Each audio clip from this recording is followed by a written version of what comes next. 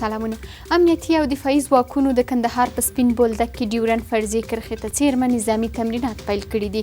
ملي دفاع وزارت وايي په دې تمریناتو کې هوایي او ځمکني ځواکونه برخه لري. جوزجان کې د ګازو یوه بله څاه ګټې اخیستنې ته چمتو شوه. د قانون وزارت وايي چې د دغې څاه ژوروالی 1600 متره دی او کار یې نږدې 40 کاله وروسته په بریالیتوب سره ترسره شو. د ملګرو ملتونو مرستندویه دفتر یا یونما وايي ټاکل شوي د افغان حکومت او طالبانو ترمنځ مخامخ خبرې روانه اونۍ پیل شي. د دغه دفتر مشرانو په دوحه کې د طالبانو د دفتر له مشرانو سره لیدلي دي.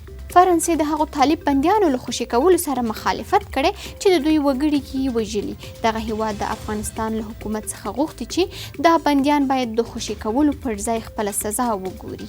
او د امریکا ولسمشر ډونالډ ټرمپ وایي امریکا پر ایران د ټولو بندیزونو د بیرته لګولو میکانیزم فعالوي. ټرمپ د شنبې په ورځ خبریالانو ته ویلي چې راتلونکې اونۍ به ټول دا اقدام وویني.